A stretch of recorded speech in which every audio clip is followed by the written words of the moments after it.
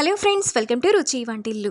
ఈరోజు మనం summer special పెరుగన్నం చాలా టేస్టీగా 5 నిమిషాల్లో ఎలా తయారు చేసుకోవాలో చూద్దాము. ఈ పెరుగన్నం మనకు కడుపులో చల్లగా, నోట్లో వేసుకుంటే వెన్నలా కరిగిపోతూ చాలా టేస్టీగా ఉంటుంది. ఈ పెరుగన్నాన్ని మనం చాలా ఈజీగా చేసేసుకోవచ్చు. సో లేట్ చేయకుండా వీడియోలోకి వెళ్ళిపోదాం.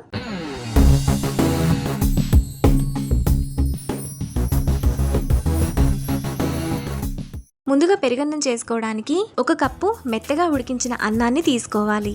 పెరుగన్నం చేసుకోవడానికి అన్నం ఎంత మెత్తగా ఉంటే టేస్ట్ అంత బాగుంటుంది. ఇప్పుడు ఈ అన్నాన్ని గరిటెతో ఇంకొంచెం మెత్తగా చేసుకోవాలి.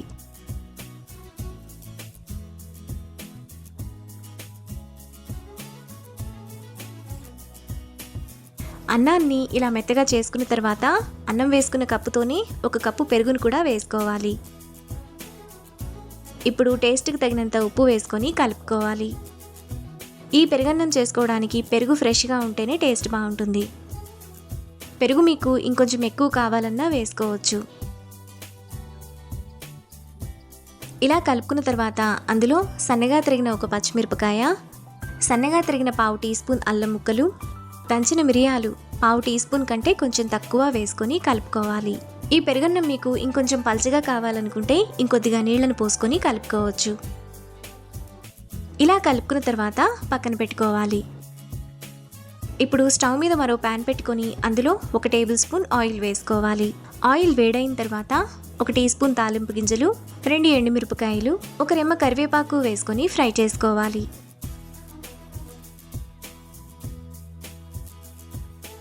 తాలింపు అంతా వేగిన తర్వాత అందులో చిటికెడు ఇంగువ వేసుకొని ఒకసారి కలుపుకొని పెరుగన్నంలో వేసుకొని కలుపుకోవాలి.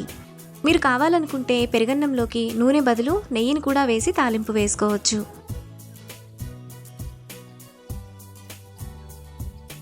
ఇలా కలుపుకున్న తర్వాత పెరుగన్నం మనకు రెడీ అయిపోతుంది.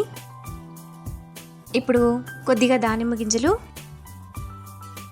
ఫ్రై చేసుకున్న జీడిపప్పు వేసుకొని సర్వ్ చేసుకుంటే ఈ పెరుగన్నం టేస్ట్ ఇంకా చాలా బాగుంటుంది. మనకు చాలా టేస్టీగా పెరుగన్నం రెడీ అయిపోయింది. ఇప్పుడు ఈ పెరుగన్నాన్ని ప్లేట్లోకి తీసుకొని ఊరమిరపకాయలు ఇంకా ఏదైనా ఊరగాయతో సర్వ్ చేసుకుంటే ఎంతో టేస్టీగా సింపుల్గా చేసుకునే పెరుగన్నం రెడీ. ఈ రెసిపీని మీరు కూడా ట్రై చేసి మీకు టేస్ట్ ఎలా కుదిరిందో నాకు కామెంట్స్లో షేర్ చేయండి.